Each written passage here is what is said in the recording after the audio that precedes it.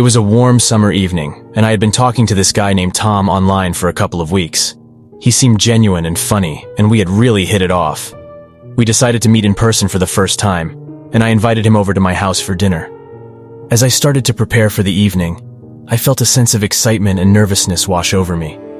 I wanted everything to be perfect for our first date, so I spent hours cleaning the house, setting the table, and cooking a delicious meal.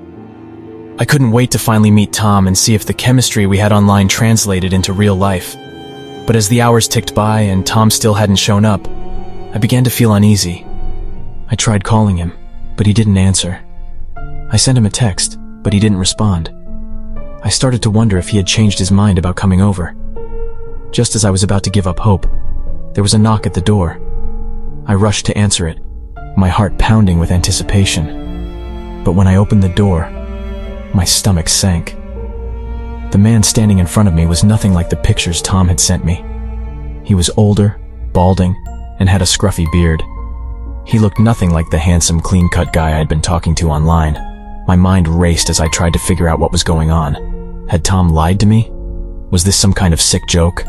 Despite my reservations, I invited the man inside and tried to make the best of the situation. We sat down to dinner, but the conversation was stilted and awkward. He seemed nervous and fidgety. As the night wore on, things only got worse. The man kept staring at me with an intensity that made me feel uncomfortable.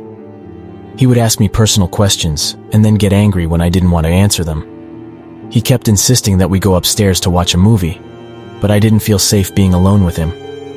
Eventually, I couldn't take it anymore. I told the man that I wasn't feeling well and that he needed to leave. He got angry and started yelling at me, accusing me of leading him on.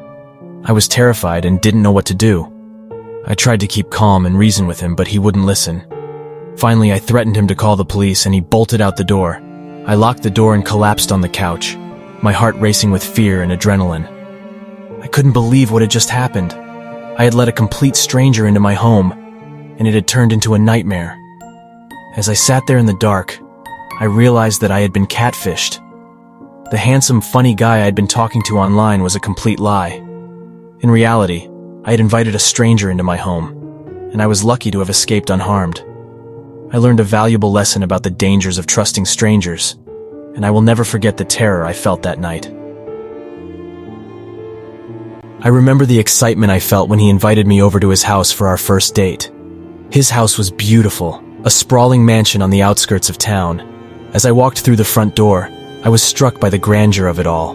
The marble floors, the crystal chandeliers, and the priceless art hanging on the walls. It was like something out of a fairy tale.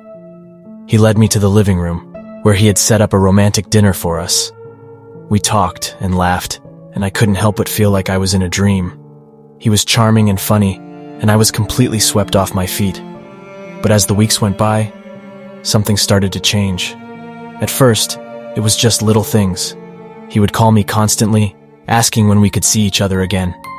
He would show up unexpectedly at my work, saying that he just wanted to surprise me. I tried to brush it off, thinking that maybe he was just eager to spend time with me.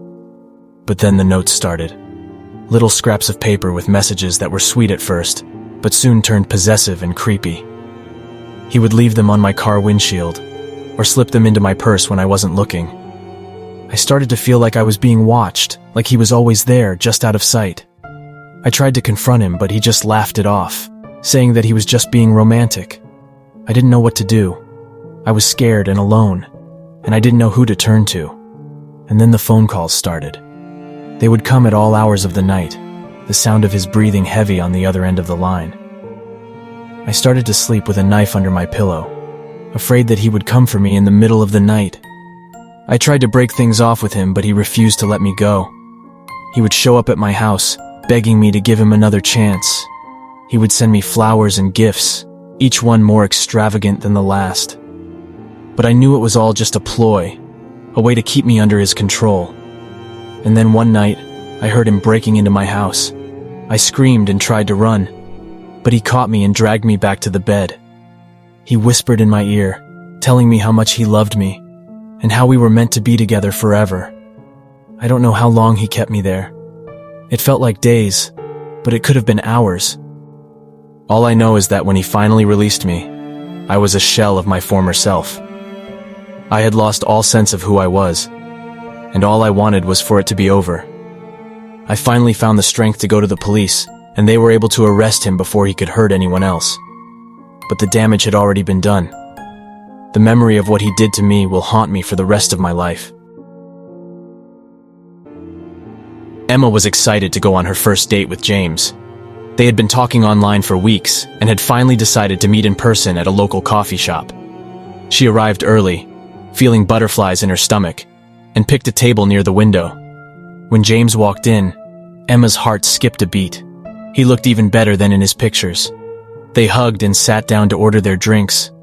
They talked and laughed about their shared interests, and Emma felt like they had an instant connection. As they sipped their coffee, James started asking Emma some personal questions. At first, she didn't think much of it. They were just getting to know each other, right? But then the questions started to get more and more intense, and Emma felt uncomfortable. He asked about her ex-boyfriends, her sexual history, and even her family's financial situation. Emma tried to deflect and change the subject, but James persisted. She felt trapped and couldn't think of a way out. As they finished their drinks, James suggested they take a walk in the nearby park. Emma hesitated, but James was insistent. She reluctantly agreed, and they headed out.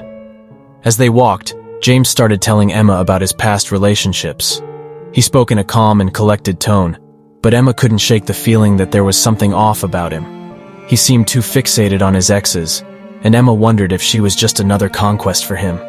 Suddenly, James grabbed Emma's arm and pulled her into a secluded area of the park. Emma tried to pull away, but James was too strong. He leaned in for a kiss, but Emma turned her head away. She didn't feel safe anymore. James's demeanor changed in an instant. His face twisted into an angry scowl, and he started yelling at Emma. He accused her of leading him on, and demanded that she kiss him. Emma was terrified, and didn't know what to do. Just then, a couple walking their dog appeared in the distance. James quickly let go of Emma, and walked away without a word. Emma stayed frozen in place for a few moments, processing what had just happened. She realized that she had narrowly escaped a dangerous situation, and vowed to be more careful in the future. Emma left the park and went straight home, feeling shaken but grateful to be safe.